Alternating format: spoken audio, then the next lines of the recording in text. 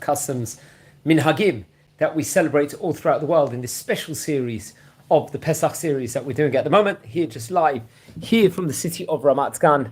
What better place to share over a special edition here of Pesach over here, which it's going to be at the time of recording tomorrow night. So let's go through a few Pesach customs, which everyone can actually look into.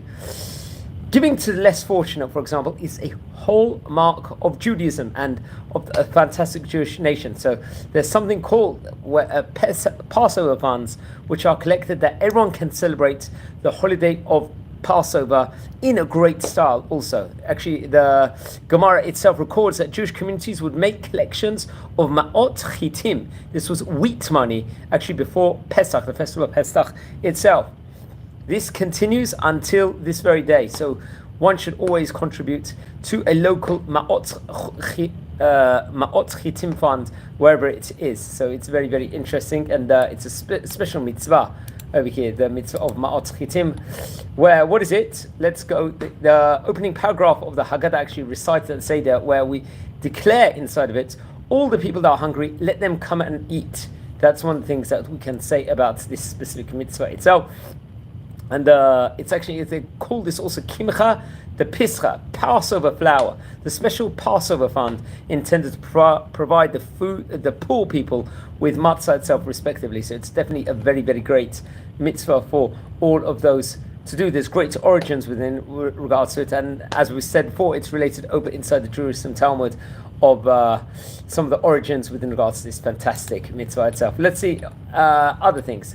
Matzah, we know naturally, is a main ingredient of Pesach itself.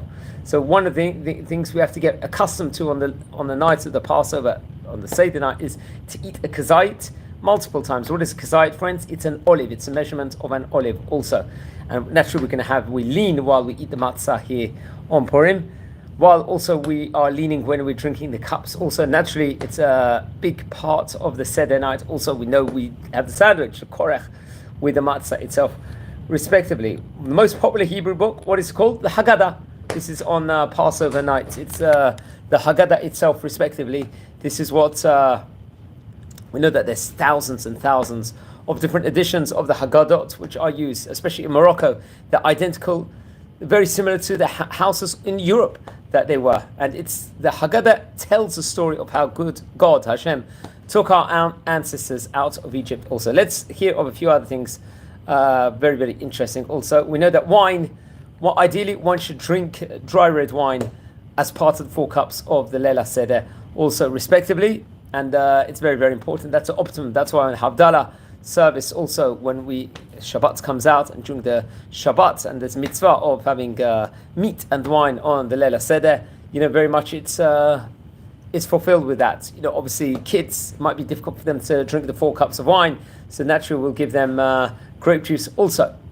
What's actually interesting is, we talk also about lamb. We know there's a whole mitzvah of the Korban Pesach, at the time of the Bet HaMikdash, related over inside the Torah, and it was the center of Passover celebration, was the Passover lamb itself, which was sacrificed inside the Bet HaMikdash, the holy temple itself, and then eaten with the matzah and the bitter herbs as a dessert at the end of the Passover meal. But we know that the Romans, they cruelly destroyed the second Bet HaMikdash, obviously around 2,000 years ago, but we still eat the matzah, but without the lamb nowadays. We should take an extra piece of matzah then, known as afikoman, to remind us of the missing meat. So this afikoman actually reminds us of the missing meat, the missing lamb, naturally over there. It's actually interesting also that I heard somewhere that there's a question about Coca-Cola. Can that be consumed on Pesach or not? There's an issue potentially for people that, let's just say, some people might be worried that it has high fructose corn syrup. And obviously it's unhealthy, also many people would claim. But some people might think that because of this, it might be forbidden due to kitniot reasons. Remember, me being Sephardi personally, I would actually eat kitniot, and many Sephardi communities would also over there. But will some Ashkenazim be scared with regards to this or not? That could be a question over here. But I do know, if I'm not mistaken, that many of them have a Kosher Pesach sign also within regards to it. That's actually the Baal Shem Tov actually taught on the separate issue, another custom on Pesach, that Pesach is a holiday of redemption of the Jews from Egypt. The 8th day of Passover is the day we celebrate the future redemption also, the era of when Mashiach will come also. We celebrate this by ending the holiday with the Moshiach Su'udah, as they say, a meal that contains 4 cups of wine and matzah, which many people might not be aware of over here, which is something, so they call it the Moshiach meal also, the 8th day of Pesach itself, respectively. And they actually say that the Baal Shem Tov instituted a custom which underlines the connection between the redemption and 8th day of Pesach naturally, which is a very, very important thing. So it's very important. And there's many other great customs within regards to Passover. I very much recommend everyone to look into. I'm going to just close this video, short video at the moment. But we know that many of the countries from all over the world had some phenomenal different customs here in the festival of Pesach. We know that we've done also Birkat Ilanot. We do tonight Bdikat Chametz, being Erev Pesach itself, respectively. We know that Birkat Ilanot, as I said before, tomorrow we're going to do Shrefat Chametz, or burn the Chametz, and there's different liturgies to say. There's a specific text to say within regards to these different mitzvot over here. We sell the Chametz, we did Mechirat Chametz, we use different things when we're doing checking.